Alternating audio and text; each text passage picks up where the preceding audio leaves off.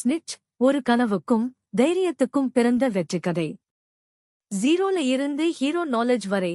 இது ஒரு சாதாரண ஆடையின் கதை இல்ல, இது ஒரு 1000 கனவுகளுக்கு உயிர் கொடுத்த மனிதரின் பயணமாகும். கொரோனா காலத்தில் 100% வருமானத்தை இழந்த சித்தார்த் டூங்கர்வால் கையில் இருந்த சில பொருட்களோடு 4 கொண்ட சிறிய குழுவோடு ஆன்லைனில் தொடங்கினார். அவர்கள் ஆரம்பித்த போது மொத்தம் 30 ஸ்டைல்ஸ் தான். அந்த நேரத்தில் அடிக்கடி கேட்கப்பட்ட வார்த்தை சாதனையா, இல்லை, முடியுமா? ஆனால் சித்தார்த் கேட்காமல் செய்தார், வேண்டும் என்ற ஒரே வார்த்தையுடன். மற்ற பெரிய பிராண்ட்கள் புதிய ட்ரெண்ட்ஸை பின்பற்றும் போது ஸ்னிட்ச் தங்கள் சொந்த ட்ரெண்ட்ஸை உருவாக்கியது.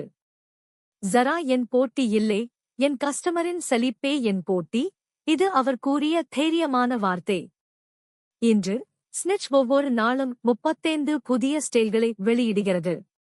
எந்த பொருளும் 10 நாளில் விறக்கவில்லை என்றால் அட்ஜஸ்ட் இல்ல, டிராப் பண்ணிடுவாங்க.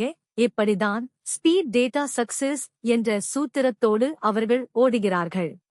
அவர்கள் ஷாப்க்கு போனதும் பணத்துக்காக இல்லை, அவர்களது மாடலை சீசன் இன்வெஸ்டர்ஸ் புரிந்து கொள்கிறார்களா என்பதை தெரிந்து கொள்வதற்காக.